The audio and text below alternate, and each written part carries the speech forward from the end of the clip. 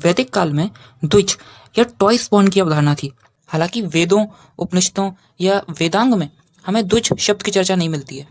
द्विज या द्विजा शब्द का पहला प्रयोग हमें धर्मशास्त्र में देखने को मिलता है, जैसे गौतमी धर्मशास्त्र। हालांकि तब वो किसी अलग ही कॉन्टेक्स्ट में यूज किया जा रहा था। और अगर हम द्विज शब्द के पहले प्रॉपर यूज की बात करें तो ये हमें second, third, fourth century C में लिखे गए स्मृति शास्त्र में देखने को मिलता है, जैसे मनुस्मृति, याज्ञवल्क्य स्मृति आदि। इसके अलावा रामायण और महाभारत में भी द्विज शब्द की चर्चा कई बार की गई है।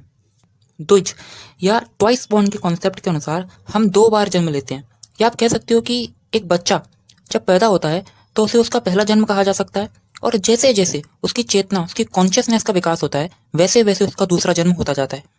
इसीलिए मैंने अपने लास्ट वीडियो में कहा था कि मनुष्य रूप में हम पैदा तो जानवर ही होते हैं, इंसान तो बनते हैं gradually. We are not human being, we are human becoming. माँ के गर्भ में बच्चे का विकास होता है, और जब गर्भ में बच्चे का विकास पूर्ण हो जाता है तो वो बाहर आ जाता है। लेकिन यह भी तो एक चरण ही है। It's a part of process, not the end. क्योंकि सिर्फ पैदा होने को जन्म कैसे कहा जा सकता है? और अगर पैदा होना ही जन्म लेना है तो आप जन्म किसे कहोगे?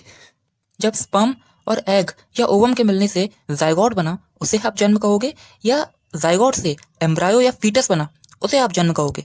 या फिर भ्रूण में कॉन्शियसनेस एक्सप्रेस होना शुरू हुई, उसे आप जन्म कहोगे? या गर्भ में भ्रूण पूर्ण रूप से विकसित हो गया, उसे आप जन्म कहोगे? और अगर ये सब पैदा होना नहीं है तो सिर्फ गर्भ से बच्चे के बाहर आने को पैदा होने कैसे कहा जा सकता है?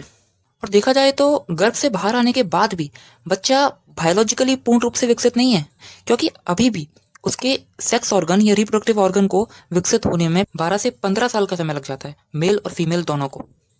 जिस प्रकार से माँ के गर्भ में बच्चे का बायोलॉजिकल विकास हो रहा था, अब बाहर नेचर के गर्भ में बच्चे का साइकोलॉजिकल और स्पिरिचुअल विकास होगा। और सही मायनों में देखा जाए तो यही उसका वास्तविक जन्म होगा, जिसे ट्वाइस बॉर्न कहा गया है।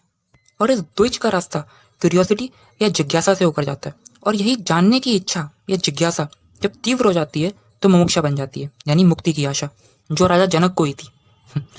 लेकिन एक क्वेश्चन है, ट्वाइस बॉर्न कब होता है? जिज्ञासा के उठने पर या जिज्ञासा के शांत हो जाने पर? मेरा ये मानना है कि ना ही उठने पर और ना ही शांत होने पर। ये एक सतत प्रक्रिया है, एक कंटिन्यूअस प्रोसेस। जो व्यक्ति जगत का और स्वयं का हर पहर, हर पल अवलोकन कर रहा है, वो जिज्ञासु है। जो विपरीत परिस्थितियों में भी अनुकूल राह खोज लेता है, वो जिज्ञासु है। और इसका कोई अंत नहीं है। There is no end and no perfection, only and only observation and realization. And this path of realization is the twice born in itself. Many of historians says कि वैदिक काल में द्विज उसे कहा जाता था जिसका उपनयन संस्कार हो गया है और जिसने यज्ञोपवीत धारण कर लिया है।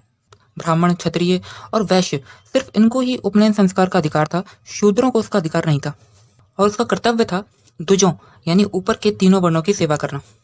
ऐसा हिस्टोरियंस का मानना है। खैर, आप किस परसेप्शन के साथ जाना चाहते हो ये आपके ऊपर है।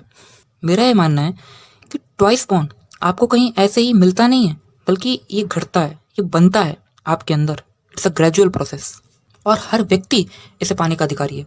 और इसमें सबसे अहम भूमिका निभाती है क्यूरियोसिटी, जिज्ञासा, असीम जिज्ञासा।